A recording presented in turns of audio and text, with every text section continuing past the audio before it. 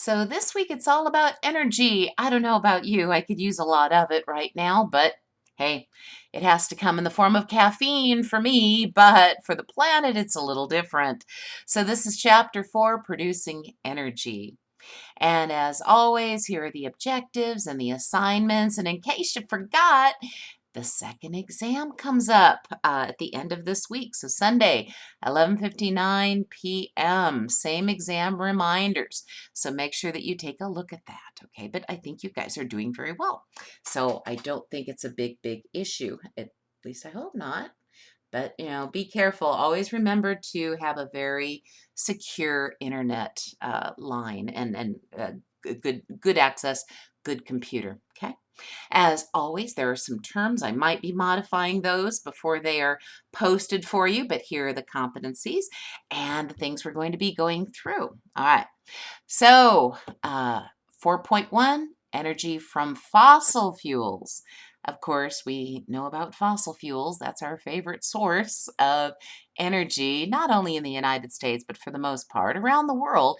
It is it's a common source of energy, and it's very versatile. But, all right, so just, so this is a little cartoon I had. It says it's called fire. It recycles wood. So, okay, an alternative to fossil fuels there. So, early uses for fossil fuels, from very old lamps, to newer lamps, to, okay, burning coal. Little messy there. Some people burn coal in their houses for heat to be sent throughout the whole house. So you have steam heat. This will be linked up to plumbing, and it will steam. It'll boil the water, and the steam travels through the house and keeps you nice and warm. So a little boiler system there. Oh, sorry. Okay, so just an introduction. I suppose we should. I don't know, define fuels. Fuels, substances that release energy when they are changed. For example, when they are burned, things change. I don't know if you've ever learned about the laws of thermodynamics. It says that nothing is either created or destroyed, but it changes form. So you go from something usable to something that the second law of thermodynamics says that you go from usable energy to something that's not usable. And that's what happens. You start with something with a lot of energy to it. You can use it. You can get some, heat or some other energy source out of it, but then you can't. Then it's gone. So fossil fuels. Okay, sometimes we call fuel sources fossil fuels when they are just hydrocarbon fuels. They're pretty much they're the same thing, really, because what we're looking at here is these are chemicals. It's all about chemistry, if you remember that. So they're called hydrocarbons because these molecules, these big, long molecules, have hydrogens and carbons, thus hydrocarbons. So here we have our gasoline, carbons and hydrogens, and diesel. Here we have motor oil and plastics, very long strands of plastics, which is why they kind of come together and polymerize and make strong substances that hold together and make containers. So yes, we rely a lot on fossil fuels. There's a lot of other things, including pharmaceuticals, and fossil fuels are used for that. So yeah, very widely used. Now fossil fuels, where do they come from? Well, the word fossil makes you think of, okay, something, maybe T-Rex buried under the many layers of rock. And, well, you're kind of there. Yes, absolutely. Fossil fuels are formed from decayed plants and animals that have been pretty much underground for millions and millions of years. So it takes a lot of time and a lot of pressure and heat.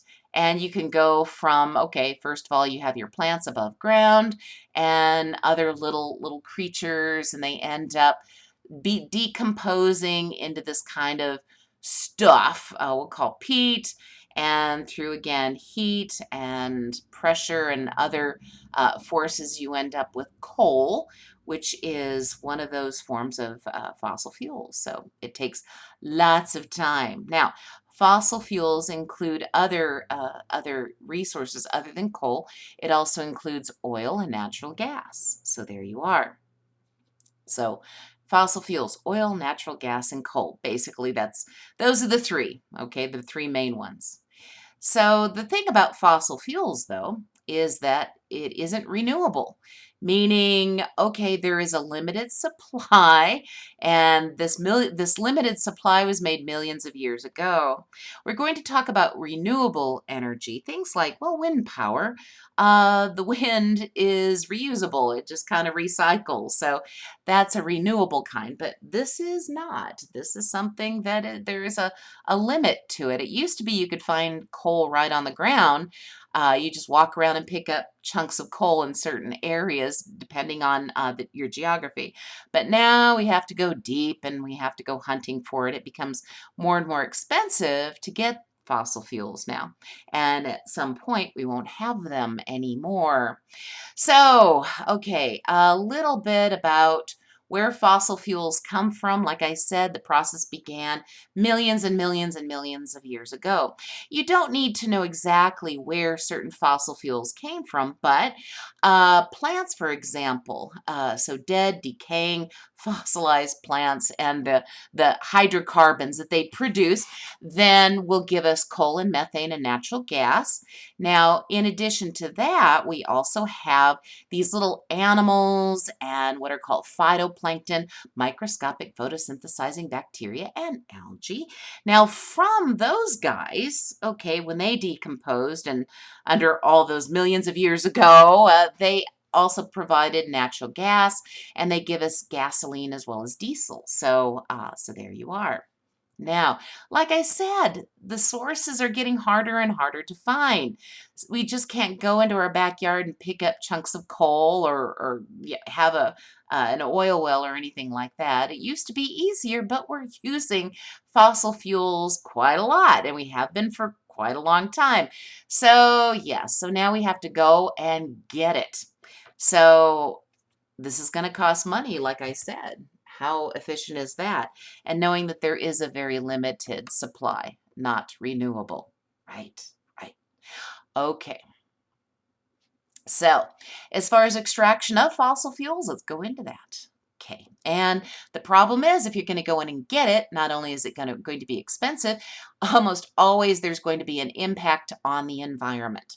So, here we go. Let's talk about going to get coal. And yeah, that's going to cause some severe environmental and health effects. For example, this is what's called surface mining. Some of the most beautiful areas in the world are in the Appalachian Mountains. Well, that's what's left of them because there's an awful lot of strip mining going on for coal. And as far as what environment is left, yeah, what environment is left? There's really nothing there. So talk about an environmental impact. It's pretty horrific. It does destroy the landscape, plain and simple. Well, if you go underground, and especially in Great Britain, they have a history of coal mining underground. Well, okay, maybe that's a little more hidden from us, but the poor workers that have to go underground, they're going to have a lot of problems breathing in particles, and these particles from the coal mines will lodge into the lungs and cause an inflammatory disease called, and basically after the inflammatory disease, you get fibrous material, kind of a buildup of fiber, just like a scar, and you have a big sore, a big, gash. And okay, you have a big inflammatory response there, and then it's replaced by a big old scar. Well, your lung is supposed to have lung cells, okay, for normal function. Your lungs aren't going to work. They're not going to be flexible or exchange gas if there's chunks of fibrous material built up there. And this is a condition known as pneumoconiosis. Sorry, black lung is what most people call it. But here is a picture, a cross section of someone. This was a 75-year-old coal miner, and the specimen was freeze dried. as you can see. So this poor coal miner spent more than 30 years underground mining coal. So he had a lot of problems here. So just obstructive pulmonary disease and, the I'm never going to be able to say it, pneumoconiosis. I better I better be able to pronounce these things because I have some other things to pronounce coming up. But yes, this is horrible. And this is what the workers had to face just to provide people with energy. And for the majority of, say, the 19th and into the 20th century, and even into the 21st century, coal is a major source of energy for a lot of people. And yeah, it's dangerous for people. There's also the problem of fire or explosion. Oh, sorry, I thought I had another image there. So, okay, you can be down underground, gases can leak up, it will hit your lantern, and the fire in the lantern will cause an explosion if the gas is volatile. So you get fire, you get an explosion, you get all kinds of injury, not to mention cave-ins. Okay, that's not good either. A lot of cave-ins. So this is not ideal. It just isn't. If you grew up in the Midwest like I did, you probably aren't aware of all the impact. But if you grew up around the Appalachian Mountains, you probably are perfectly aware of all this. It's terrible. It's terrible. Or if you grew up in Great Britain or a lot of other places in the world, it's terrible. So here are the working conditions. As you can see, amongst everything else, I mean, yeah, I would say your number one concern is, cave-in, explosion, black lung, but you can't even straighten up in some of these areas. So lots of horrible working conditions. So this is what you were looking at before the 1960s, before they didn't even have any kind of respiratory protection. So no personal protective equipment that would be required now, thank goodness, but still it's not ideal.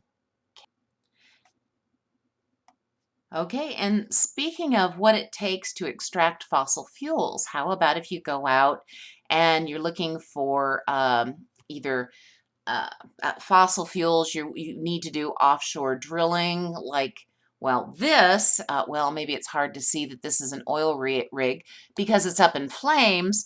Unless you have been living under a rock, you probably have heard of Deepwater Horizon. There was even a movie about this and the tragedy that occurred because, well, greed and people not paying attention to safety measures. We can call it human error. Because of this, there was a horrible accident on this offshore oil rig. Of course, this was in the Gulf of Mexico. People died. The amount of oil is still trying to be estimated. But here you go. This just shows a tanker in the middle of the Gulf oil spill. So this is something that occurred in your lifetime. You may not have heard of the Exxon Valdez, but this still ranks as the biggest oil spill. This occurred in 1989, and the Exxon Valdez was a huge oil tanker, and it spilled 11 million gallons of crude oil, where off the very pristine, beautiful coastline of Alaska, where the villages and the people who live there, they have one means of, or they had pretty much one means of support, and that was their fishing industry. Well, do you think there's fishing up here even all these years later? No, not really. And how many tourists want to walk along a beach that has tar? So the environmental impact is still being evaluated. Just so you know, Exxon was taken up by BP, and years and years later, they still haven't really settled completely. And the settlement is pathetic. But just so you know, about 8,000 people died just waiting to be compensated. But whole communities had to shut down because that was their only means of financial support, economic support. So how horrible is that? And this just shows you, here's the coastline. That whole area was impacted by the oil spill of the Exxon Valdez. And again, this was human error, that, yeah, the hull of the ship had ruptured because of this incident with the Exxon Valdez. Now tankers have a double lining. Took them long enough, but pictures like this just absolutely horrify me. And I'm sorry, that's one of those things that people throw up there to, of course, to give you an emotional impact.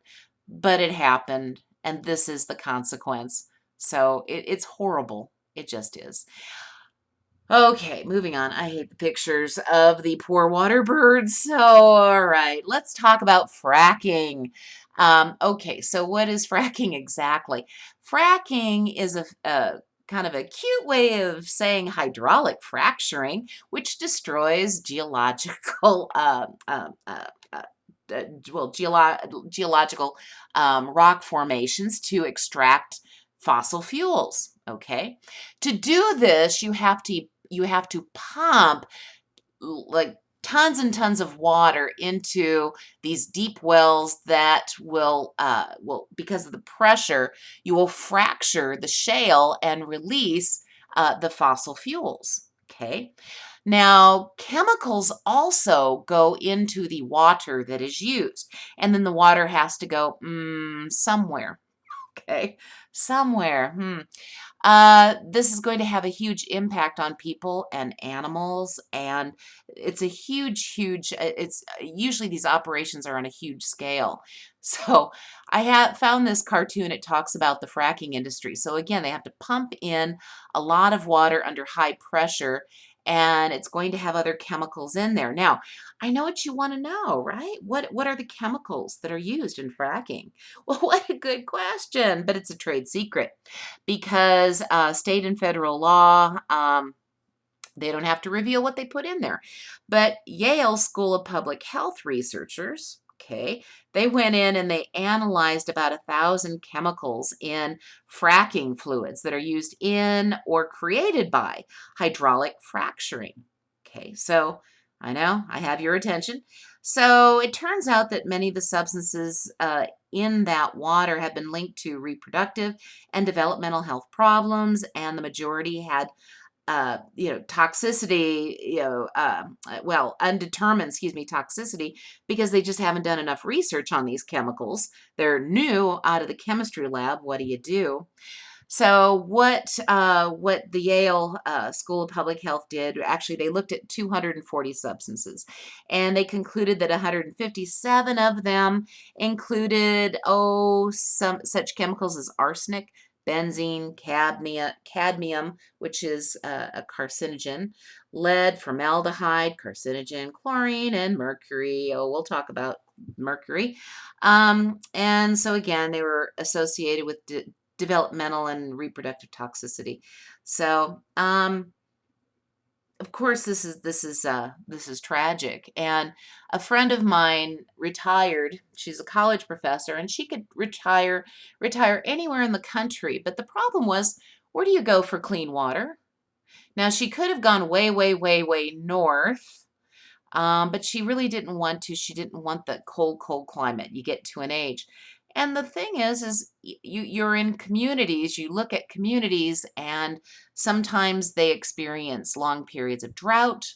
And we'll talk about climate change, but these things, the drought, periods of drought are increasing. Or you're in areas where they do fracking, and therefore the water is, containing the secret sauce. No one exactly knows what's in there. And sometimes, many times, your drinking water is not completely analyzed for every one of those chemicals. So this is a fracking operation. It doesn't look very impressive from above ground, but this again just shows you what the pump does, and it sends all the water under high pressure to fracture the geological structures, the shale rock here that will release release the fossil fuels, and then the water has to go somewhere. Oh, here we go. So somewhere in a wastewater storage pit, and I'm sure that doesn't leak anywhere. Oh, here we are. So that's what's coming out. But again, it's the what you don't see things that you should be concerned about. This just shows some of the shale basins in some of the U.S. states. So they're rich in, in fossil fuels. But again, you're going to have to go in and using fracking technology to get this out of there. So, bit of a problem. Oh, and then there's the debate about fracking and sinkholes. The information isn't in, but it's a little startling, isn't it? So you have, cases occurring throughout the whole United States. So very frightening. You probably have heard about this, right? Okay, well, the good news is that they can't go on with fracking operations and all of and offshore drilling for long because fossil fuels, as I said, is not renewable. So here are some estimations here as far as coal globally. So throughout the world, they've done research that basically says the reserves will give us up to about 130 years. Well, I'll be long gone, but maybe you might have some grandchildren around, or even children for that matter. And the U.S., by the way, holds about 27% of the reserves. So that's coal. What about oil and natural gas? Well, it's estimated that globally we've got reserves for about 40 years. Once again, I'll probably be gone considering my family genes, but this is going to be something that you are going to have to deal with. Just so you know, the Middle East holds about 60% of oil, 40% of gas in the world globally. So, it could be that these reserves are actually conservative estimates. So maybe it's worse. It's hard to know sometimes, but they're not renewable. They're not going to be there forever. And even though you might thinking, well, we have 130 years of this to go. Yes, but as I said, it's getting harder and harder to go get it.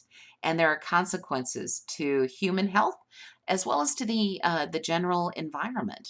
Okay. Let's talk about some environmental impacts of fossil fuels, particularly burning fossil fuels. And again, I'm absolutely sure that you are aware that this is bad, right? But let's just talk about it for a moment. So, when it comes to what happens with traditional energy and their emissions and byproducts that are produced by burning fossil fuels, well, you've got a lot of things to worry about with your emissions. So, for example, carbon dioxide. We will talk about carbon dioxide, CO2. It is a greenhouse gas in the troposphere, right? But this is going to add more CO2 into the troposphere. More about this later, and that's consequence. Oops. Also, burning fossil fuels give off carbon monoxide. Well, that almost looks like carbon dioxide. That shouldn't be a problem. Well, remember, this is what when people can get carbon monoxide poisoning because they left their car running in their garage and didn't vent. So you can die from carbon monoxide poisoning in high concentrations.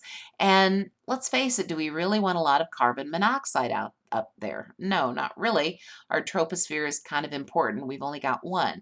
How about sulfur dioxide? Well, this causes acid rain. Okay, more about that later on. There are nitrogen oxides. So there's a lot of different chemicals with nitrogen and oxygen in it. We just call it nitrogen oxides. And and again, they just build up, and I'll talk about those consequences of being exposed to nitrogen oxides. There are other chemicals called volatile organic compounds, or VOCs. This means that, okay, they have carbons and hydrogens, not just nitrogen and oxygen. So these are different chemicals, okay? So there's also little particles that are suspended in the atmosphere, and you can breathe these in. So this is called respiratory particulate matter, or PMs. More about that later on. And then there's the delightful chemicals like lead and other air toxins like benzene, formaldehyde, acetaldehyde, butadiene, and lots of petroleum will release these. A lot of these are carcinogenic, as I mentioned before. Nearly all byproducts of fossil fuel burning have a negative impact on the environment as well as human health, plain and simple. Now, there's the primary pollutants that you can see here. And then what happens as these chemicals stay in the environment, excuse me, remember, sometimes they change in the environment, and then you get other chemicals, or what we call secondary pollutants. So they're the primary pollutants and the secondary pollutants. And back to this, nearly all byproducts have a negative impact. The book, if you look in the book, table 4.1 shows you just what pollutants are given off by each major type of fossil fuel energy when it's burned. So you can look at that in your spare time. You're not going to be tested over exactly which fossil fuel gives you which chemical, but know what a fossil fuel is and know that these chemicals are bad, okay? All right, and that they are associated with fossil fuels. Let's look at something else. So, it turns out that when you burn fossil fuels, other pollutants are released or liberated by that combustion, including our old friend mercury. So remember this guy over here when we talked about biomagnification and bioaccumulation and bioconcentration, all of these things? Well, yeah. So there we are, we're back to that. And if you forgot, mercury is a neurotoxin, neurotoxicant actually, and it's present in coal. Whenever you're going to burn it, well, there you go. What happens is that the mercury itself comes out like this. If you've ever seen the pure element of mercury, it's a very bizarre kind of element. And it's always in a state of between a liquid and a solid. And in heat, it is actually volatile. So again, it can spread, it can get into the air. And if you remember what we talked about in the second chapter, that anything that can get in the air, okay, then it can disperse and get into the soil, into the water, and of course into the fish, especially when it's converted to a form called methyl mercury. That's actually the form of mercury that bioaccumulates and biomagnifies, and that's the reason why tuna is only the big tuna is not, isn't a great idea, and we'll call it a sometimes fish. How about another pleasant little pollutant that comes from the burning of fossil fuels? How about lead? Once again, it's a neurotoxic substance. Lead used to be in gasoline additives, and I mentioned it a while back. You probably forgot about it. They added it to gasoline because it improved performance, and you would get a higher octane because of that. And back in the day, I can remember you go into the gas station, and by the way, they used to fill the gas tank for you. Okay, believe it or not. And they would say, do you want leaded or unleaded? So if you wanted a better octane, you said, oh, I want leaded because I've never had an environmental science class. So there you are.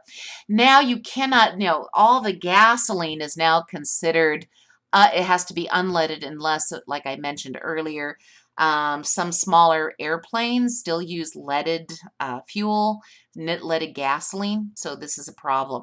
And there are countries that still use leaded gasoline. So, and it gets into the soil, and of course, then that especially makes children and pregnant women vulnerable. Now, there are other chemicals, as I mentioned, called volatile organic compounds. Volatile means that it gets into the air very quickly, especially if it's a warmer temperature. Organic means that you have carbons and hydrogens tagged on, and they're just naturally in oil and other fossil fuels.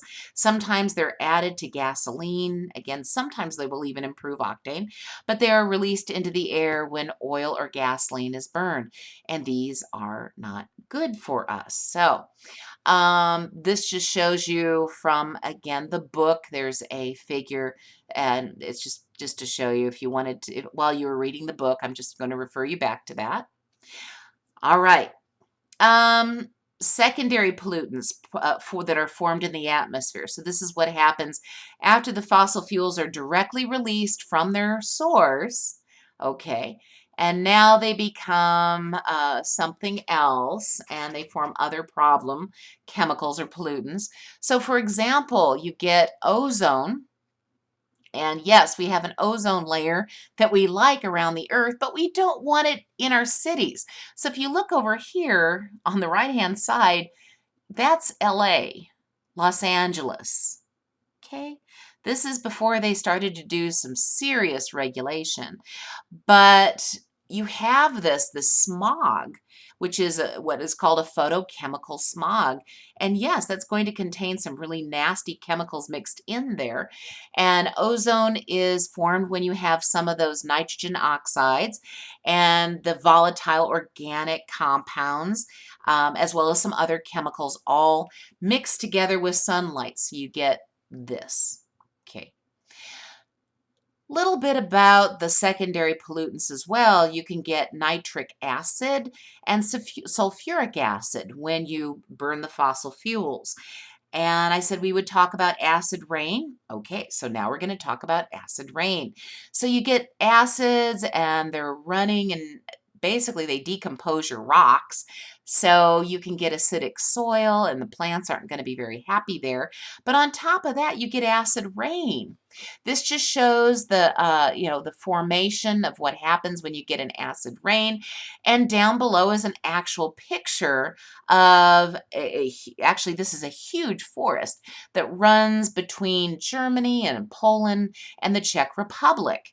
So this is called the Black Triangle in Europe.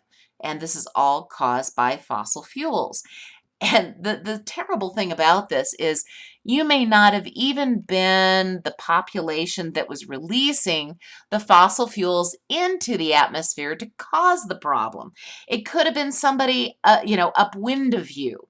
And then as the clouds traveled and they traveled over your country and your forest, this is what you have. So, yeah, again, this is why we try to get everyone together, all the countries together, and globally just say, let's maybe stop this craziness, okay? Or at least be a little more responsible at the very least. Okay, local and regional health impacts of burning fossil fuels.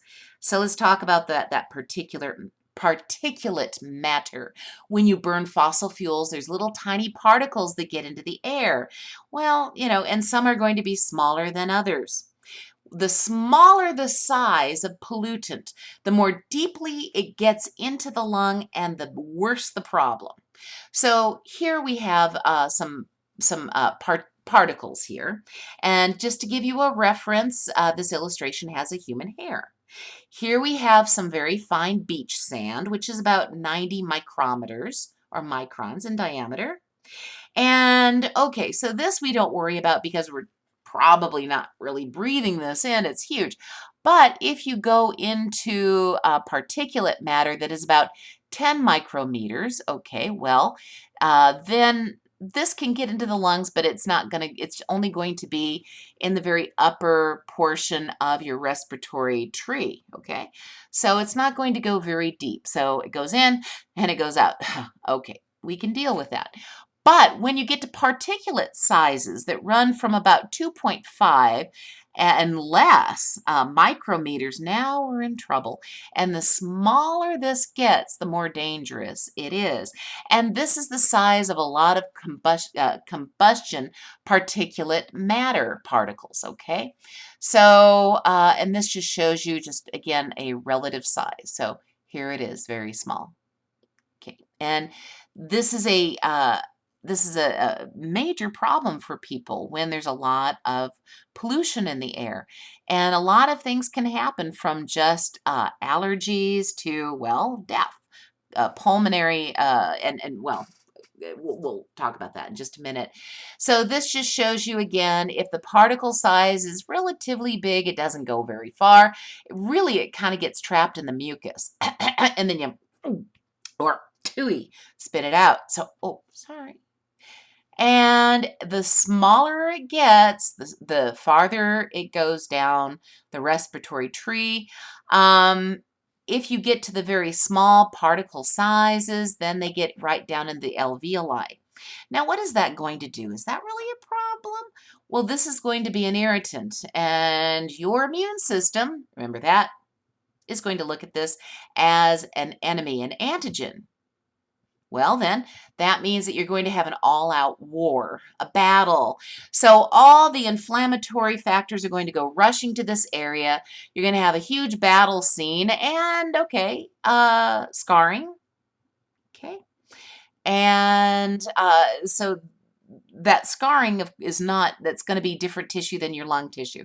You're not going to be able to exchange oxygen. Some of the particles will literally block some of the passageways too, and they will just block air traveling that way.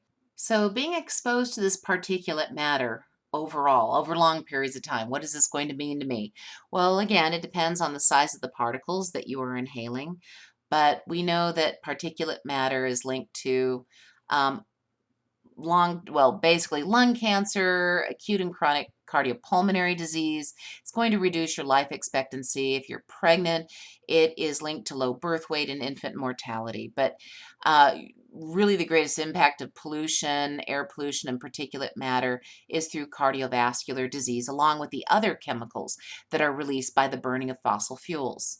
So putting those together, so the health impacts of particulates and pollutant gases, including particulate matter, again, nitrogen oxides, and different sulfur dioxide and ozone have been linked, and here's the ozone, O3, has been linked to just overall mortality and acute cardiovascular mortality, acute stroke, acute morbidity, just disease because of, you're in the hospital for many different kinds of respiratory diseases, particularly people who have chronic obstructive pulmonary disease, and that's probably something that you're familiar with, or COPD. There's a lot of different respiratory diseases underneath that particular heading that it would include chronic bronchitis and emphysema. But really, COPD is a progressive disease. People have this, they can't breathe very well, and it gets worse over time. And if these patients are exposed, the COPD patients are exposed to these chemicals, the particulate matter, or any of these other ones, it's going to make the whole condition worse. And, so again, mucus increases, wheezing, shortness of breath, chest tightening, lots of other symptoms, and of course, mortality. Um, in addition to that, there's a whole bunch of cardiovascular diseases and heart failure, all linked to these chemicals. If someone has asthma, well, of course, that's going to probably trigger your asthma attacks. So have your EpiPen handy, I suppose, which it would be nice if you just didn't have to worry about it. Yes? So let's talk about our friend methyl mercury again and lead. These are heavy metals, and as I've mentioned a couple times before, they are neurotoxicants. So what are the consequences of exposure? How about long time or short time exposure? Well, okay. And again, this has mostly been studied in pregnant women. We do know that high prenatal exposure increases the chances of, the baby developing, well, mental retardation, cerebral palsy, deafness, and blindness. Neurotoxicants, okay? So these are the consequences to that. So that's high exposure. How about lower prenatal exposure? Well, it's been linked to subtle, problems on language development, attention, and memory. The problem, as I mentioned earlier, for people who are in lower income communities, or they don't have a lot of money to provide a good protein source, sometimes they will turn to tuna fish. Tuna fish is relatively cheap. So people in those groups tend to have more tuna and fish, and they do tend to be exposed more often. So it's higher in those individuals. And what a shame. I love tuna. I hate sometimes this information is just depressing. Okay, all the time it's depressing. Let's talk about lead. Okay, so just like mercury, lead is a neurotoxicant, and we measure lead in the blood, use it by measuring blood lead levels, BLLs, and micrograms per deciliter. And then we have, for example, if a blood level comes back, a lead level comes back at about 45, then what we probably do, if this is especially a child, well, if this is anyone, what we do is we give a chemical to that individual that will grab onto the lead and change it, and hopefully it'll all come out in a different form. It's just a way to go in and get it. So these are called chelators. They're lead chelators that have horribly long names. If you were reading the book, a lot of them have been wonderfully abbreviated, like DMSA, which is I can say this, dimercaptosuccinic acid, DMSA. There's also DMPS and some other ones, but the one I really, the one that I really used in my laboratory is ethylene EDTA. It's in a lot of detergents, but what it will do is it will grab onto the lead and take it, hopefully help to remove it from the tissue. Okay. A lot of people, what they will do in areas of high lead, where you have high lead levels, sometimes they will take in some supportive medicine in the form of lipoic acid. And if you're just thinking this is Greek to me, well, maybe this will help. This is lipoic acid, and it is a little chemical that is pretty good at binding iron, but you have to, and it can come from coconuts. And coconut oil, by the way, is very good. It's a mid-chain fat. It's the short chains and the long chains we don't like. The mid-chains are good for us, but you have to get the pure kind. You have to get the virgin form. And you have to make sure that's what it says in the label. But it does have there's some evidence that it has some chelating ability. So I like that better than some of the other, like EDTA, but if you need it, you need it. So that's if you have a high blood level of lead. If you have something around 10 micrograms, then usually the action is to reduce exposure. So, again, it could be hard if you live in a house that has lead-based paint and there's lead in your front and backyard and you don't have money to move right now. What do you do? So that's difficult, and that's a big challenge for communities. But remember, I'm pretty sure we mentioned this before, there's really no threshold for neurotoxic effects. So it's all bad when it comes to lead. There's no real level that we say, oh, that's okay. No, no, it's all bad. And I think I mentioned also that people who live by airports, by those small planes, they tend to have higher levels of lead. And that does tend to be people of lower income. So the effects of lead, what have they found? Well, we know that it has an impact on IQ, cognitive, and neurological performance.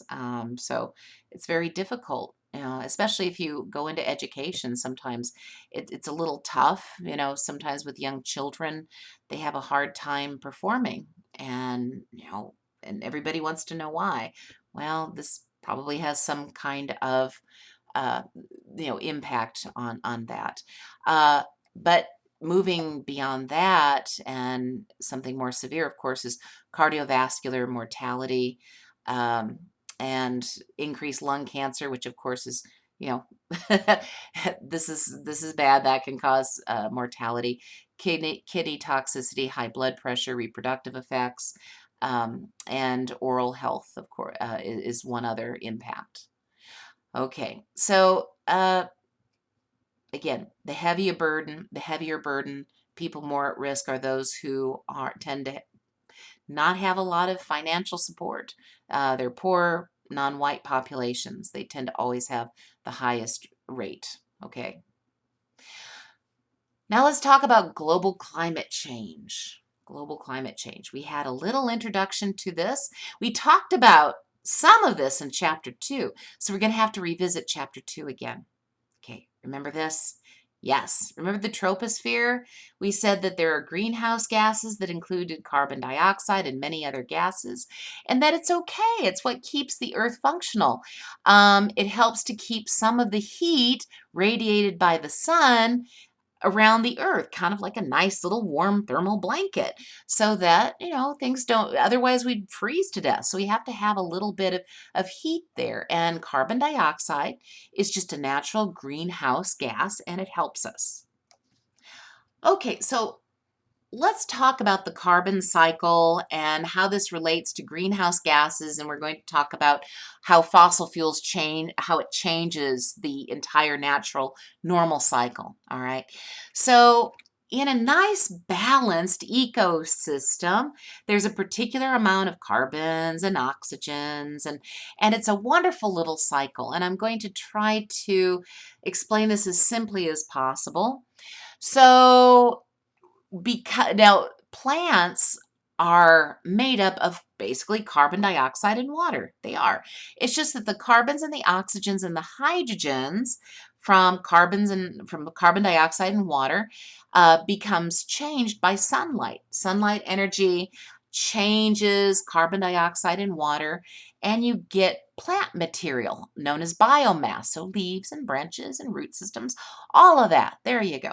So, so the carbon dioxide in the environment is a good thing. Plants use it, put it into their biomass.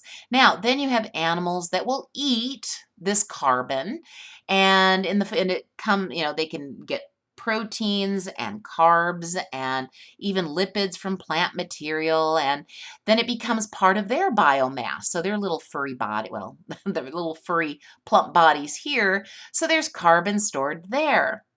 Now, plants also will release carbon dioxide, and so will animals, but it gets cycled. And during the day, there's higher levels of carbon dioxide in the atmosphere, and then it cools off at night, and then it kind of leaves a little bit at night. But this is just a normal cycle. Now, how does the carbon get back into the soil? Well, when plants and animals die, then there's carbon that's released into the ground. Plants pick it up and it becomes part of their biomass again. And so you get just this natural cycle. But this is part of the cycle.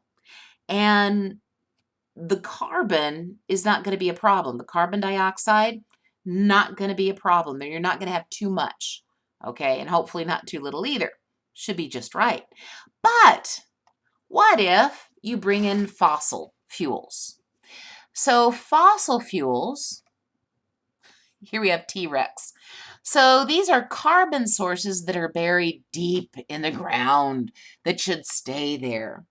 But they have high amounts of very combustible kinds of carbon fuels, known as fossil fuels, right? Okay, so then you bring this up in the form of, let's just say coal. Yeah, okay. And then you burn it and you break the carbon down, you get the energy, and the carbon dioxide that is released now joins with the regular cycle. Do you see where I'm going with this? So this is added carbon that should not be up there. So this is anthropogenic, okay? This is extra carbon. And even though there are little systems that are in place to take care of, some fluctuations of carbon dioxide, not this much, okay? There's no system that can take care of this. So yes, between automobiles and factories, you have huge amounts of carbon dioxide release. It's just a fact. Now, of course, a lot of people will say, well, this is just normal. These fluctuations of CO2 that we're measuring, it's just, part of the normal fluctuations. Well, let's talk about that for just a moment. And a lot of people will poo-poo-poo the tree huggers and not really trust the tree huggers' resources. Okay, well, let's look at those people from NASA. I don't think anybody ever accuses them of stupidity by any means. So this is just a look of measurements of CO2 and the carbon cycle and just the amounts that are measured from 2006 all the way up to, okay, right, this is where we are right here, 2017. That is quite a steep curve. So, and again, this is just this is the average seasonal cycle. These are just average CO2 amounts. But again, you'll hear people and they will tell you that, oh, well, but these cycles, they appear, every 100 years, every few 100 years, it's just normal. Well, okay, what of those what do those scientists from NASA think about that? Well, then what they did was they tracked the CO2 levels historically over thousands of years. So here we are here, and we can go back, and this is in thousands of years, so 400,000 years ago. And yeah, you do kind of see these little fluctuations. They are right about that. But okay, so that really never quite gets up to past here, okay, in parts per million of CO2. Never quite gets up here. Now these are over hundreds of thousands of years. All right, let's bring in 1950, which is the last time we were kind of at a fairly decent level. Of course, this is still a high peak, but okay, here we are. So there is nothing natural about this cycle. We haven't seen this. And of course, the question is, well, how do they know what the CO2 levels were back here? Well, that's a very interesting question. How would they know this, really? Well, I'll tell you what. All they have to do is look at ice cores in glaciers in or in the Antarctic area, in the Arctic ice. I can't talk. And Arctic ice. And there's little bubbles, actually, of atmospheric air in those little bubbles. And they can measure how much CO2 is in there. Yeah, the guys and gals from NASA, they got it going on. So no, this is alarming. And almost all scientists agree that this is alarming.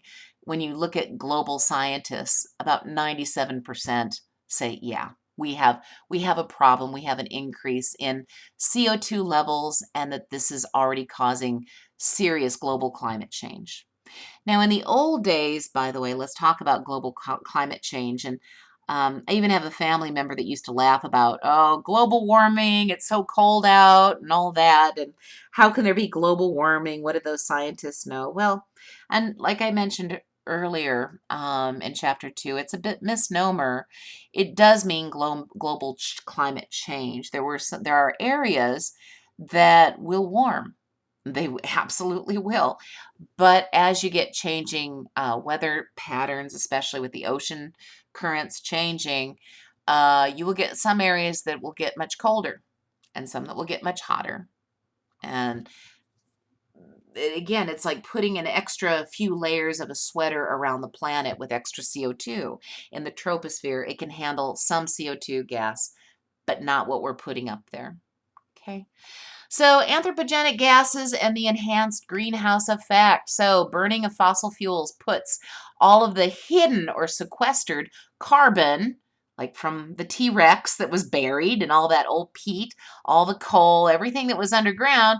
Now we're not only bringing it above ground, we're setting fire to it. It's combustible, it's up in the air, and now we have all that CO2 released. It wasn't supposed to be there, and it's not only coming up, it's coming up fast, and there's no way to take care of it.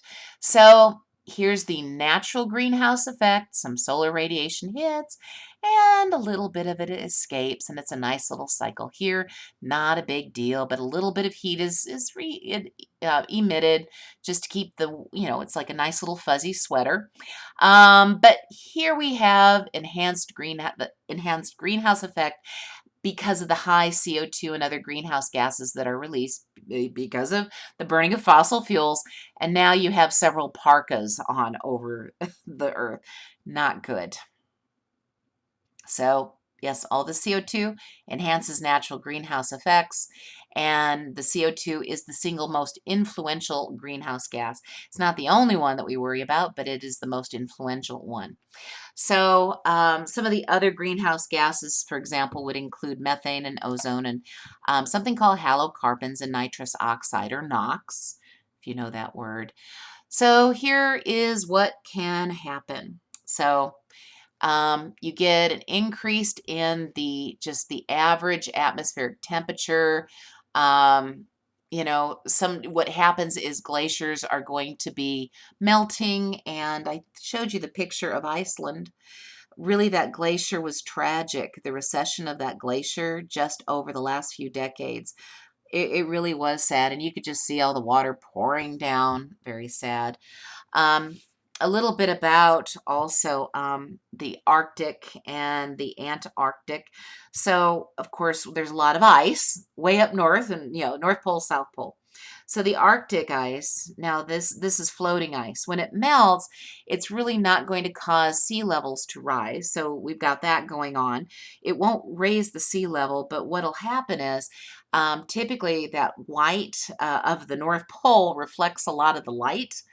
So the sun beams down and it reflects the light out off and out into the outer atmospheric layers. But if the ice goes, now you have black water, and that absorbs the water, or that absorbs the heat. And of course, as the fresh water melts, I mentioned before, the fresh water then changes how global water currents move. And that's going to change average temperatures and average climates throughout the planet.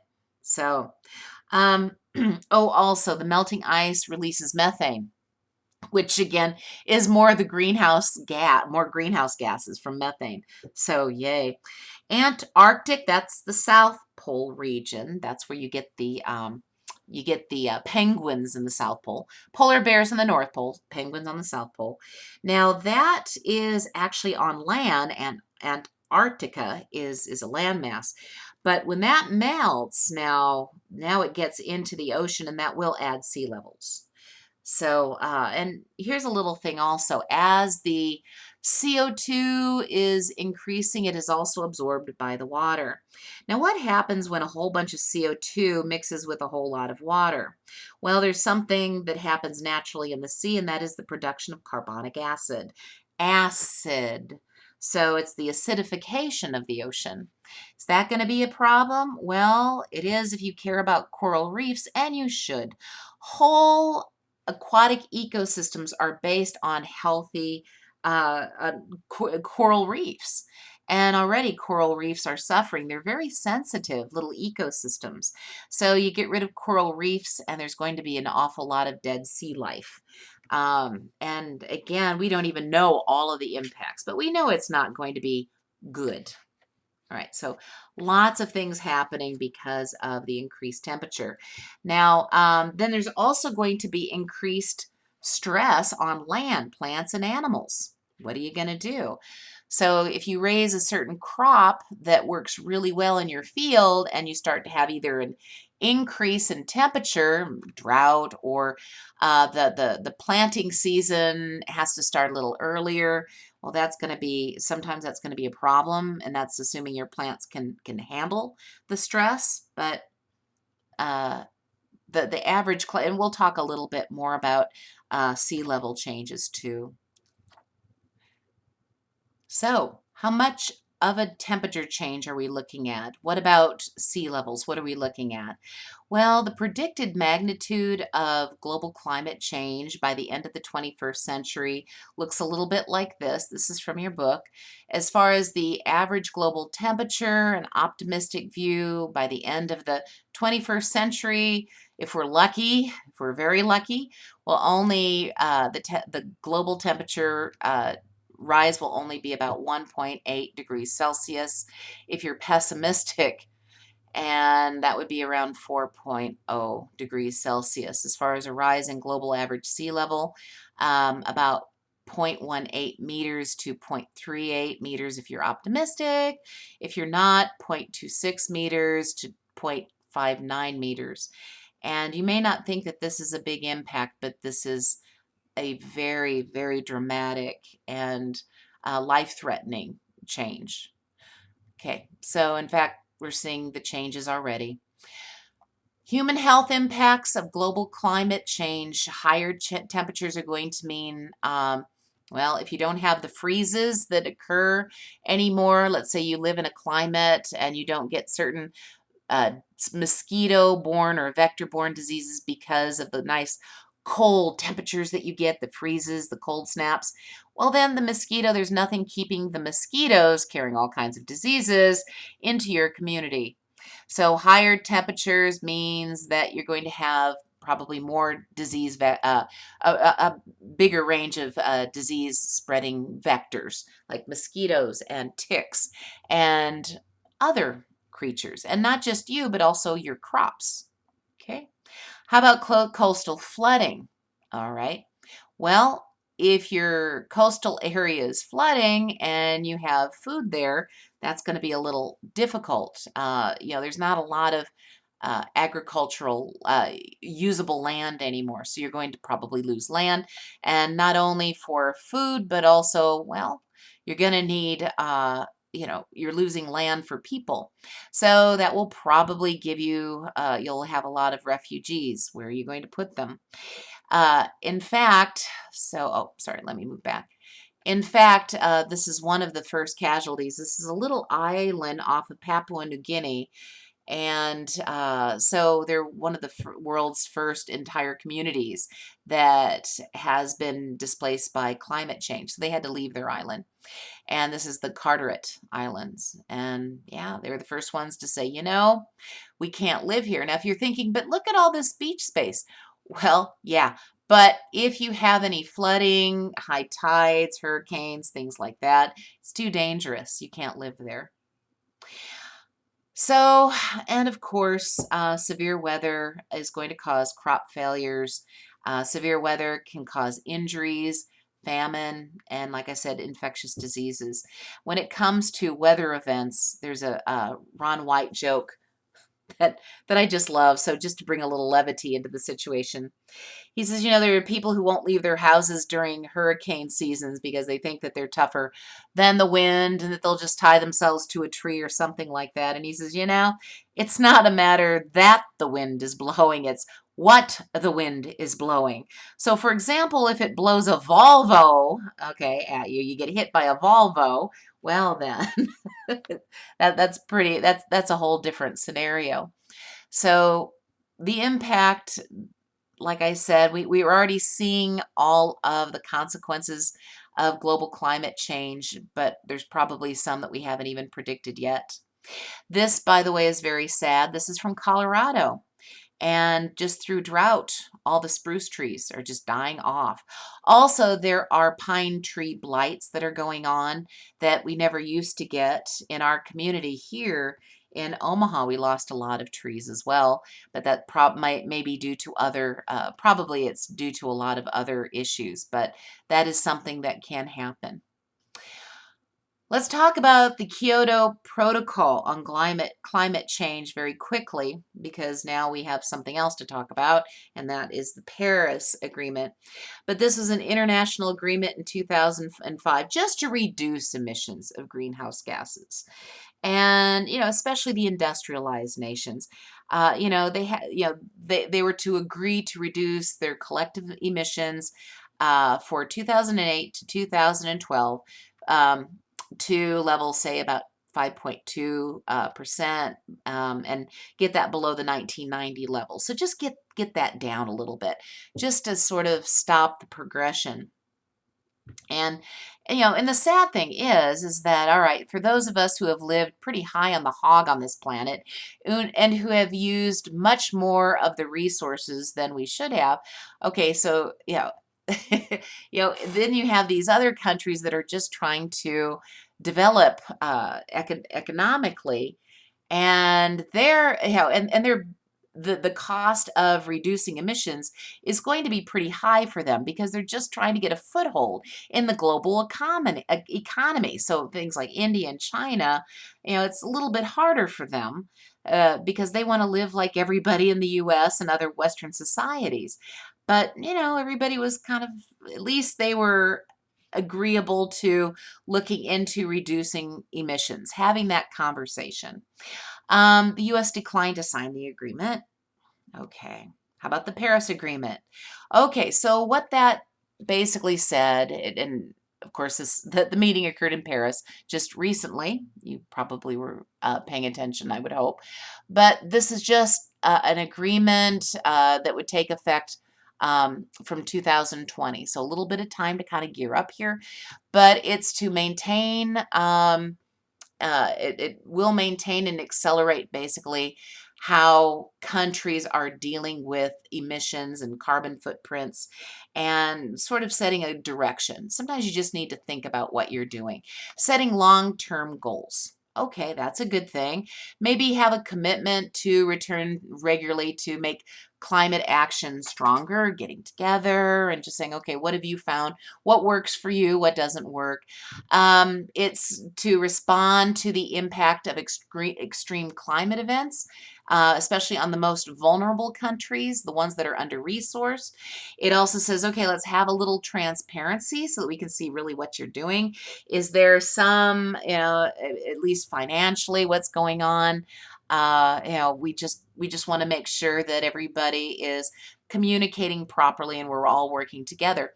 195 countries agreed to it. So that's everybody, right? No, 3 countries declined. Okay. So I'll talk about those in just a moment. And by the way, if you were one of the 195 and you sort of broke the agreement, and that happens, there's no punishment, there's no, we're not, the global community isn't going to cut you off from medical aid or anything like that. It's just to create accountability. What an idea. And, again, have a little bit of peer pressure. So you are responsible. You're saying we're here, we're kind of communicating, we're saying, yeah, we're going to give it a try. We see that there is a problem. Most all scientists agree. There's a problem and this is scary. Okay. Okay. And again, who didn't agree? The US. Syria. Okay. Well, Syria, why it says Syrians, I don't know, but Syria, well, they have a few problems going on. So, all right, we kind of understand that. And the third one, Nicaragua. And they disagreed because they didn't think it was tough enough. So there you are. So even North Korea and and Russia and China, they all said okay. And North Korea is kind of run by a little bit of a kind of a crazy guy. And he said okay. I mean, they said okay, well, let's go ahead and let's have this conversation. I know. And this is just one of the posters. You can go online and print this off if you want to. And this just shows some of the goals of the Paris Agreement. You can always find an expert, no matter what. You can always find someone with all kinds of letters after his name. He has all of these degrees and supposed credentials. And they will always, tell you, oh, the evidence isn't in there, or yeah, the scientists, 97%, really are just alarmists, that this is just natural. Well, we can change. We know we can change public opinion and public policy when there are real facts out there. For example, smoking cigarettes. Back in the day, everybody smoked. It was the thing to do. And even though there was a lot of evidence out there that it could kill people and was killing people, right? So, speaking of particulate matter and other toxic and carcinogenic chemicals, but okay, so the tobacco industry, though, what did they think about all of these facts, this evidence? Well, they didn't like it much, right? There goes the bottom line. There are a lot of people who grew tobacco, not only in the United States, but throughout the whole world. So this is their that was their means of, feeding their family. But we were able to change people's, their perception of cigarettes. But always, here's an ad that says more doctors smoke Camels than any other cigarette. Pregnant women used to smoke all the time, and it would be endorsed by your physician. So, but people change. Here's something I love. This is one of my favorite quotes. It says, "It is difficult to get a man or woman to understand something when his salary depends on his not understanding it." Upton Sinclair. Um, And a lot of the people, if you go on, I was Googling and was watching this one video that cracked me up. And it was something about fossil fuels are good, and there's a conspiracy and this evidence. 97% of the scientists, well, they didn't quote how many scientists believe, of course, that fossil fuels are causing global climate change. But this guy, if you Google him, you'll find that he works for the fracking industry. Go figure. But they can throw out all kinds of what sounds like facts, and they count on people not going in and actually doing the research. And it probably works most of the time, unfortunately. All right, let's look at regulation of air pollution from the burning of fossil fuels just really quickly. So as far as regulation of air pollution from burning of fossil fuels, the U.S. Clean Air Act was brought about by a lot of, a lot of political work, and scientists, health professionals, and in communities, particularly in California. They knew that, okay, there's a lot of chemicals going into the air, and this is having a huge impact on population health. So what the National Ambient Air Quality Standards Act said was, well, it looked at limits on the concentration of air pollutants, like the most 6 common air pollutants. Okay, so this is called the criteria air pollutants, just FYI. Then there's also the national emission standards for 188 hazardous air pollutants. This is for those kinds of pollutants that are not as common, so but they do tend to be pretty darn toxic. But if you're thinking, oh, good, we're protected, but to date, only 7 of the 188 listed have been regulated. So really, and here's a nice list of some of these chemicals and that are listed in the current National Ambient Air Quality Standards. But like I said, there's a lot going up that we don't control. You don't have to know any of that. I just wanted to mention that in passing. Okay. Regulation of mobile sources of air pollution, especially in vehicles. Of course, tailpipe emissions is critical. I was behind one car that was just belching out so much pollution the other day. Oh my goodness, I was reaching for the recycle air button in my car. So a lot of states have state inspections to make sure that that doesn't happen. Omaha used to, they do not anymore. But another thing is requiring certain engine performance levels. So you have to have certain mileage requirements. And to be honest, there's not a lot of consequences. If you want to drive a gas hog in the United States, you sure can.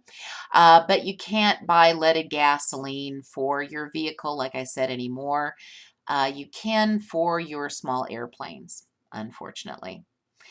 So, and then it took until 2007 for the Supreme Court to make a decision that CO2 can be regulated as an air pollutant. So CO2 finally was added with all the other pollutants, with the mercury and the lead and the aldehydes and all the other chemicals that we've mentioned. So I just wanted to show you something. This is a BMW. Now, I don't do BMWs well because I am a tall, fluffy woman. But if they make one to fit me, here we go. So as far as miles per gallon, because this is a hybrid and they have brand new fuel cells, basically just batteries to store the fuel, and they're pretty darn efficient. So this can get up to 137.60, 111 highway. So woo-woo. But everybody likes their monster trucks, which is, I'm sorry, unless you're using this because you're a collector or something like this, I think there's really no reason to drive huge gas guzzlers anymore. Yes, and unfortunately, and you may know this, if you're a business, you can get a tax break if you get a big old SUV for your business and you just say this is for business purposes. But if you try to get something like this, you won't get the tax break. Yeah. So people who want to get a company vehicle and they want to get that tax break, well, they're kind of forced to get something, well, in between the two. I know. It's too bad. Let's talk about an alternative to fossil fuels, and this is nuclear fuel. Now, this is only going to work for electricity, we would hope, because, yeah, nuclear reactors are, let's just say, something we don't want to have on the back of our vehicles, our BMWs or Hondas or our Fords or Mercuries or whatever we got. Okay, so let's talk about nuclear power then. But again, it's not still not considered renewable energy. Why is that, you ask? Well, because you have to go into mines and dig out radioactive uranium. Okay, so there is a, clearly we won't run out of uranium, radioactive uranium, anywhere nearly as fast as we're going to run out of fossil fuels. Probably it's not even going to be an issue, but we can't officially call it renewable. Okay, there's a finite amount of uranium that we can use on this planet.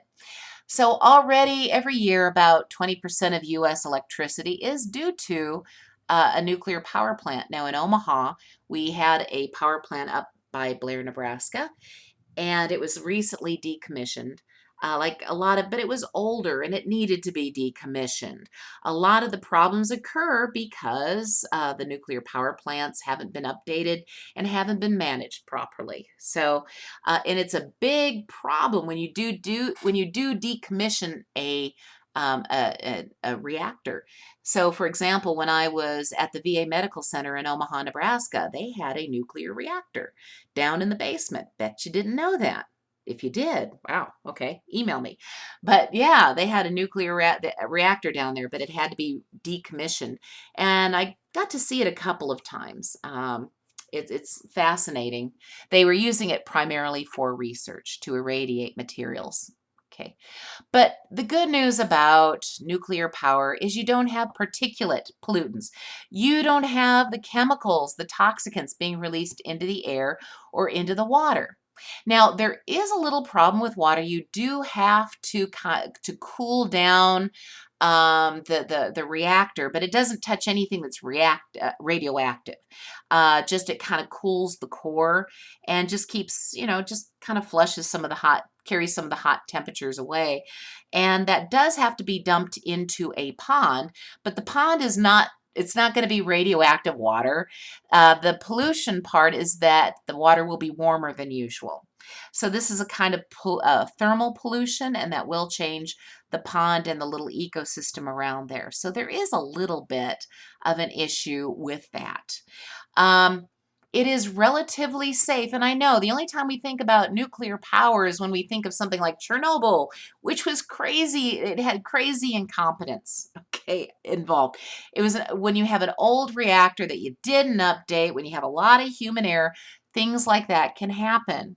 It's a little bit like air travel. We don't think about air travel so much unless there's a news item about a plane going down or having a near miss with a flock of birds or something like that. I myself, I love to travel by airplane. I had to drive in London once, and let me tell you, there's nothing more dangerous than that on this planet, I don't think. Okay, maybe you can argue with me. Email me. But, okay, so how many deaths did we have in the U.S. from nuclear power this year? Nothing. How about the previous year? Nothing. Year before that? Nothing. Decade before that? Mm-mm. So really the only US nuclear power plant accident, or the last one that we had some earlier than that, but the last one was in 3 Mile Island. Remember, I used to go to a tanning salon called 3 Mile Island. Yeah, sometimes I don't think things through very well, but okay. The nuclear meltdown occurred because of human error, and it was getting older. It was managed badly, and there you go. 3 Mile Island is in Pennsylvania, and this happened in 1978. So, as far as the impact that it had, did anybody do an epidemiological study? And there was. Actually, Columbia University sent a team to study the impact and the cancer risk because of the, was there a link between cancer and the nuclear fallout of the area? And, they were trying to figure out if cancer rates were occurring faster, like were you getting cancer much earlier than the normal sort of baseline cancer rates in the community. And they were looking between 1981 and 1985. And they said, well, they said there was about a 64% increase after the meltdown in those years of cancer. And so it was, it had increased in that community. And, but still that report, there was some problems with the report because a lot of cancer back then didn't go reported. And not a lot of people, well, they may not have had the exposure that, you know, that that they might have had. It's kind of hard to do that retro epidemiological study. Where were you? Well, did you come in contact with the soil? Did you drink the water? Did you do that? So there's a lot of speculation on that. But I mean, it's reasonable to say that the rate of cancer did increase in those individuals who lived around the 3 Mile Island nuclear power plant during that time. So that's reasonable. Just a little side note. So this is from MIT. Okay, Jennifer Chu, a study in 2013, and here's what MIT found: air pollution causes about 200,000 early deaths each year in the United States. Okay, so and vehicle emissions are the biggest contributors to these premature deaths. Okay, 1978, every year. Okay, sometimes you have to just look a little closer. How about Fukushima, right? Daiichi, you remember the nuclear power plant, the tsunami hit. There was an earthquake, poor Japan. 2011, I had a wonderful little Japanese lady. Well, I'm almost 6 foot tall. Everybody's littler than I am, but okay, but she was just she was such a lovely lady, and I was very concerned. She reassured me that her family was nowhere near the problems, including the nuclear power plant, but this was bad. This was tragic. And you're right to think, aha, see, nuclear power dangerous. This power plant was built in the 60s. Okay, if you're listening, the 60s, this is kind of my era. Um, there was maybe one television set per house, and that was the height of technology, and it had a big tube in the back. Okay. There was no such thing as a video game. People didn't have this, any kind of technology. So this was a very old facility, and again, very badly managed. And what they don't tell you, by the way, is up the coast, there's Tokyo Electric Power. It's a nuclear power plant very close by. It was hit by most of the same problems, but didn't have any leaks, and it's okay. So it's updated, it's modern. So yes, if you mistreat your powerful technology, this is what can happen. So this is why tight regulation is important, updating your equipment and investing in updated technology and equipment and making sure nothing happens. But what about the radioactive waste? Good point.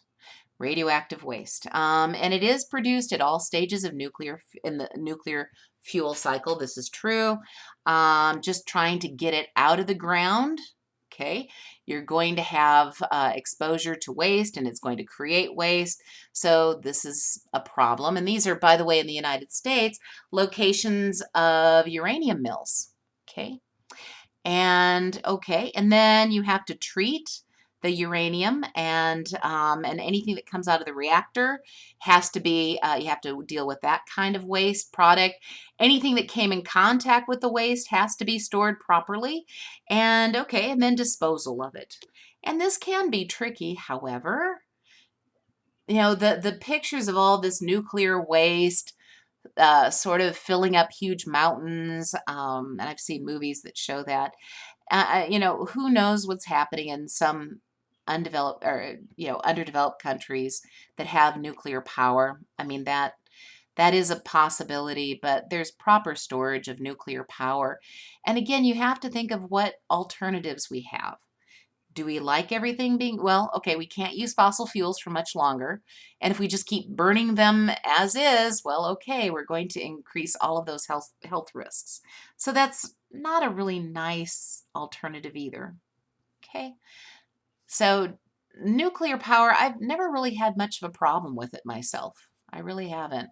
I think again, you have to invest constantly in the technology, and you need to treat it like it is a very powerful material. Okay, the nuclear and the process, a very powerful process.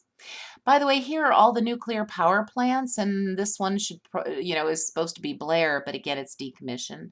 So, and I don't think they're going to do anything ever with that. So there's about 104 in the US, but again, it supplies about 20% of electricity.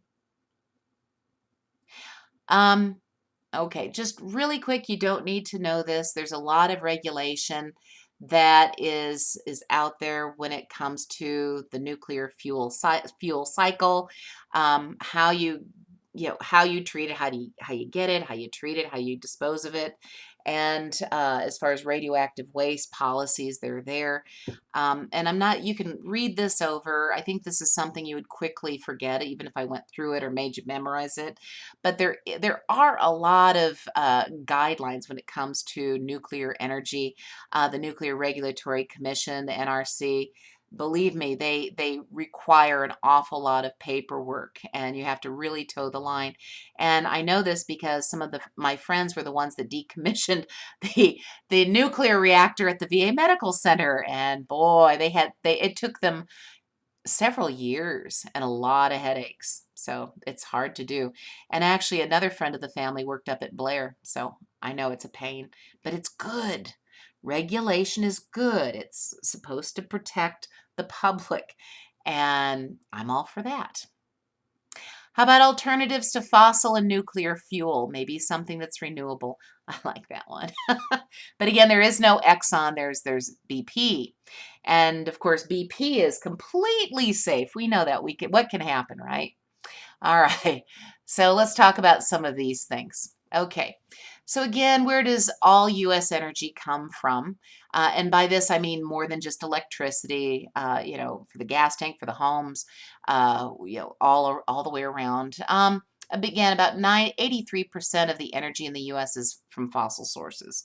All just the rest is nuclear and renewable. How does the U.S. consume energy? Well, about 40% is electrical power, 30% for transportation. Not just for your automobile, but for transportation of goods and as well as agriculture.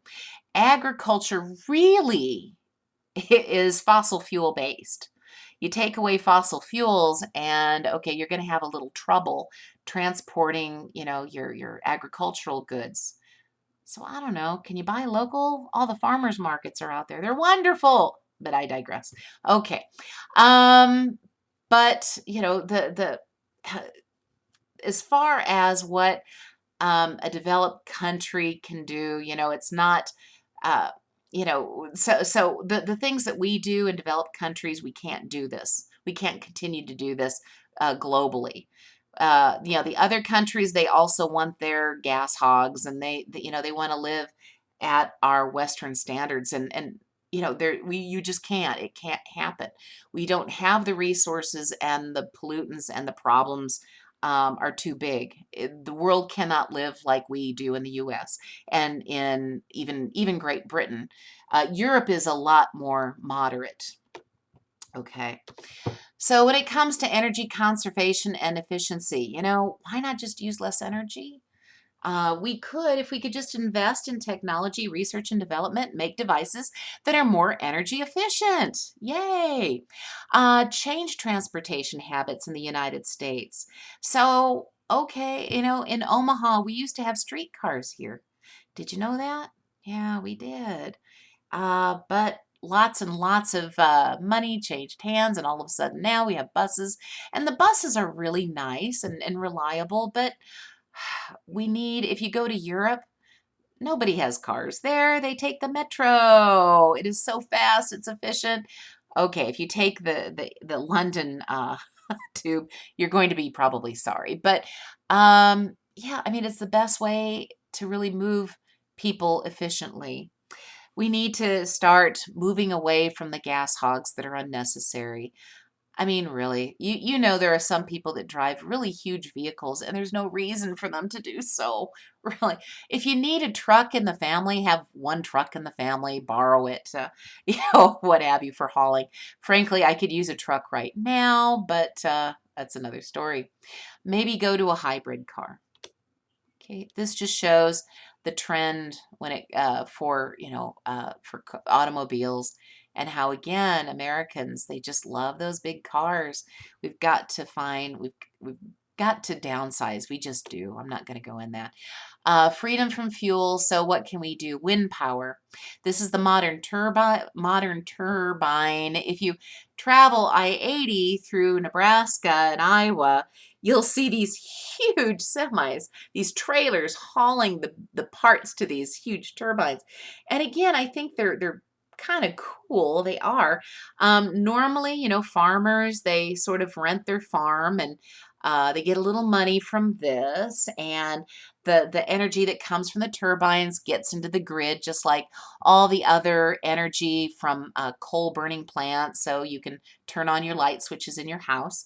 The problem with with this is that, okay, maybe it might be a little noisy in some areas. Some people don't like having hillsides covered in windmills. I was up in the Highlands of Scotland. There's tons of them. It does change the view a bit, I can tell you. But it's okay. I'm okay with it. Harm to birds, yeah, that is true. But I will tell you, your very clean windows. Do you ever hear that big bang when the poor birds think that they're flying through air and they hit your window? And the windows of high-rise buildings? Some studies suggest that that is far more dangerous to your birds. And I have to admit, I feel sorry for the birds. I'm a bird person. I like birds. So that does weigh against the ecological benefits. And then also, the wind is not always blowing. Okay, this is not going to be useful in all places and at all times. How about hydropower? Well, people in Vegas kind of like Hoover Dam, and it can, all the water running from one side of the river down to a lower basin. Okay, you can trap as the water goes from higher up, like goes from a high area to a low area. It turns the turbines, and that provides electricity to the area, including again Las Vegas. So that's really cool. Not all of us have the Hoover Dam. So that isn't going to work in Omaha, Nebraska, really. Especially, and this can be a problem if you have rivers. A lot of transportation occurs by barges up and down rivers. So, and that's also going to have an impact on how fish, for example, salmon, they need to have, a lot of fish will have to return to their breeding grounds, and this will block that. So that can be a problem. If you're a fishing person, you know that that can be a problem, especially if you like salmon. How about solar energy? Well, yeah, that's really nice. You've got these little photovoltaic cells here to capture sunlight energy. But again, sunlight is variable. Is it always going to be there? Is it going to be intense enough to give you enough energy?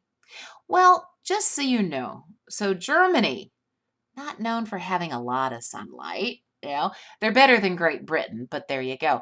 They just in 2017, they hit a record, and they were getting 85% of all their electricity from solar energy. So isn't that kind of cool? So yay, Germany. And they are kind of ahead of this technology. But again, is this going to work for everybody? No. There's also one other problem, sorry, I should mention, is that when you produce photovoltaic cells. You have to use cadmium. If you remember me stating this earlier, cadmium is a carcinogen, so bummer. Okay, so there's a little fallout from that one. How about geothermal energy? Well, if you live in Wyoming and New Zealand or in Iceland, this might be okay. This is a picture I took of Iceland, and I don't know if you can tell, but right here, steam is coming from the ground. There are geothermal energy plants and big pipes running through the countryside of Iceland, and very fascinating. And you could do that if you live in Iceland. There's one other thing that I wanted to mention. You need to be able to store your energy efficiently. Again, if you rely on things like wind power and solar power, that's really where it's important. You need to have better batteries because, what happens if the sun isn't shining that day or the wind isn't blowing or something happens? So for this technology to really take off and make us happy about leaving fossil fuels, okay, it would be more cost effective if we had a way to store energy. So we somehow need some big batteries, a big battery to store wind energy that's been produced by wind power or by the sun, by solar panels. This would make things much more efficient and cost effective. Right now, fossil fuels are really cheap and government subsidies pretty much helps that along. You need to, we need to make this technology cheap enough for everybody. And then people will say, okay, as long as it doesn't interfere with my lifestyle, I want to be able to flip on a switch and have my energy. Okay, fine, well enough. Okay, that's good enough. All right, let's talk very quickly about biomass and biofuels. How about growing crops like corn or something like that, or raising algae in little algae ponds and extracting the energy, the carbon energy from their little bodies? And the thing is you can do that, but there are some limitations. So biomass would be just plant material. And there's lots of different types of biomass. Again, you could have corn, you can have like all other crops, you can have wood fuel from trash. There's alcohol fuels from corn and from other things. But, you know, biomass is just all of the plant material or animal material that has gained some of that carbon ultimately through photosynthesis. So we could break those bonds and extract the energy and make a fuel out of this. Fuel in what kind of fuel? Well, of course, sometimes under the ground, you get like a biogas, like a gaseous form from decaying animal and plant matter. What we could also do, though, is that, well, we could take our corn that is grown or some other crop, and we can feed it to little yeast, like brewer's yeast, the same ones that make beer and wine, because what they do basically is make ethanol. And okay, this would be an ethanol that we wouldn't drink, but we could put it in the gas tank as an ethanol blend. So that's what we do when we talk about corn and ethanol. You're just using the corn to feed yeast. And the ethanol plants that make ethanol for gasoline added as a gasoline additive, it's like a brewery. They have little fermenter tanks, or huge fermenter tanks. There's one over in Council Bluffs, actually. Biodiesel, and this could be similar, but another way to make biodiesel, kind of a cool way, is you can grow up algae in huge ponds, and a lot of algae will make oil. So you grow them up, and sometimes you can even feed them carbon dioxide gas, and that would not only it would decrease your carbon footprint. So they would take the carbon out of the air, out of the environment, just add water and sunlight, and they'll grow and they'll make tons of more little baby algae, and you'll have a whole bunch of algae biomass sludge, and you can squeeze out their little algae bodies, and the diesel, you can get oil from their bodies and make biodiesel from that. And again, the thing about all of this is that this is from stuff that's already above ground, so it's carbon neutral. But here's the drawback.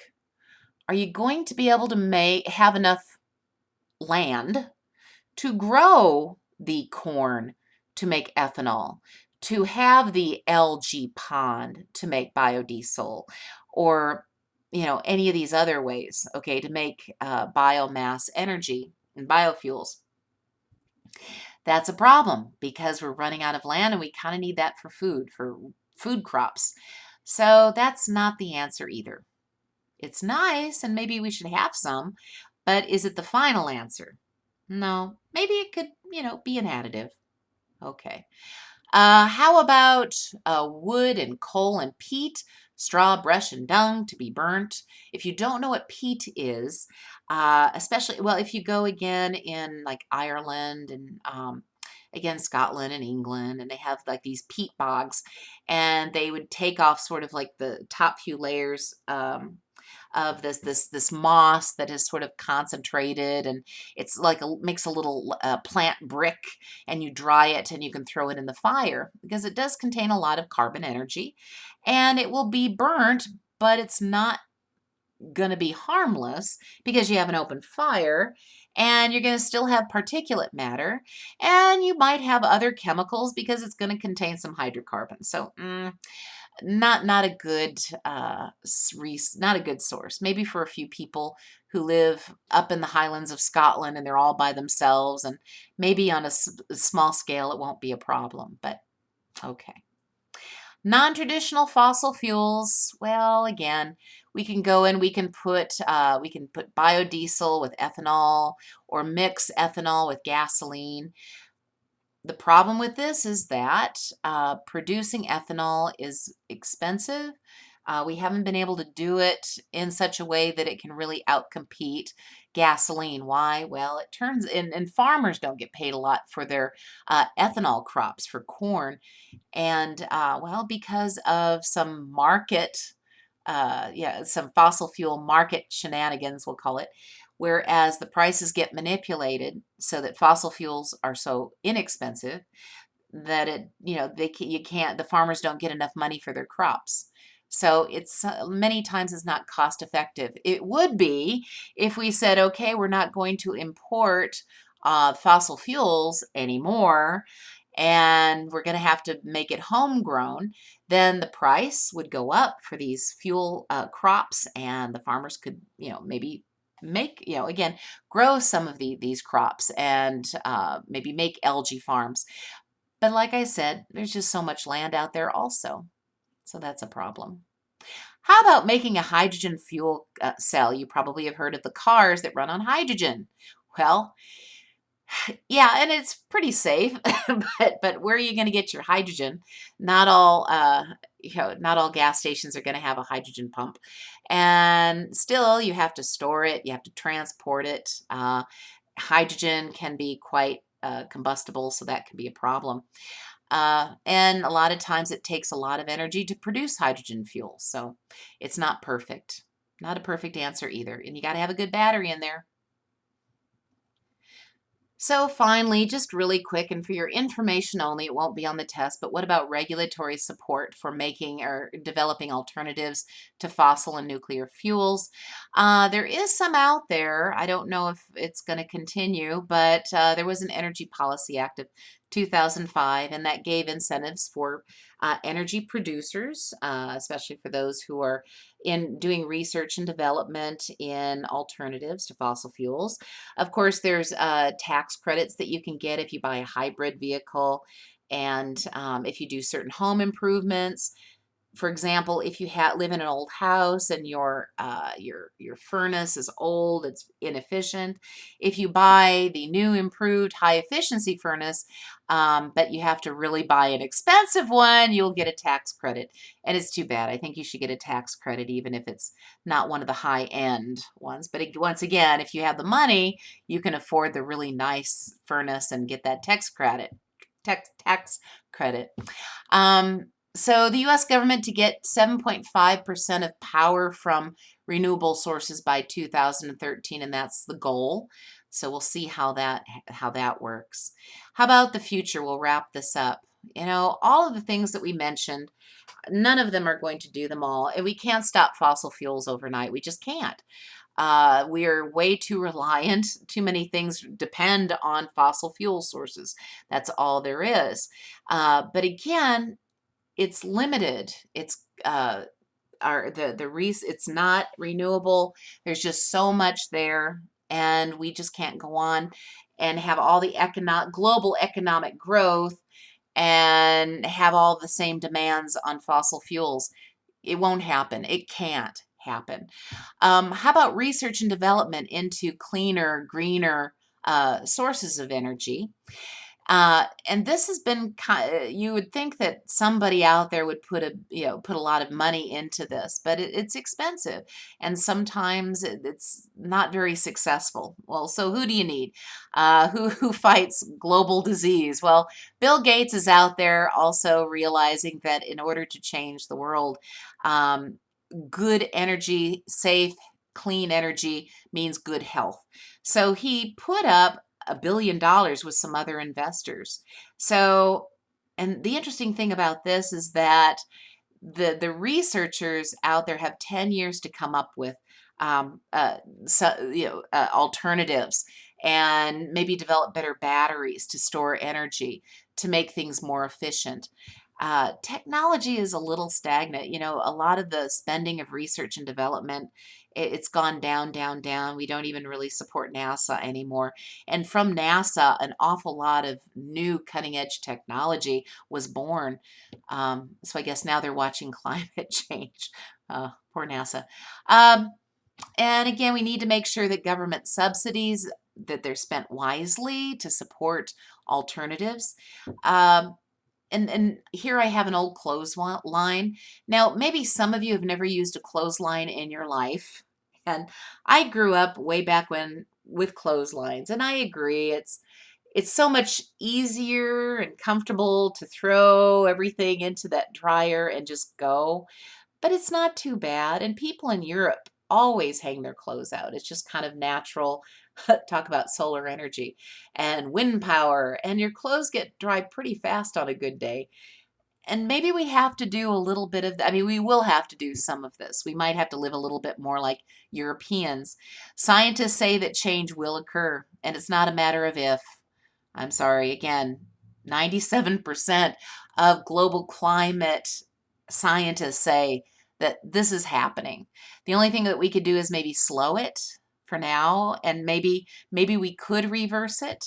So, does it have to be really, really a bad, a huge, jolting, life-changing event? Well, not necessarily. Again, maybe it just means to be a little more thoughtful, maybe be a little more European, think about things, and with a little bit of technology, maybe you don't have to change your lifestyle.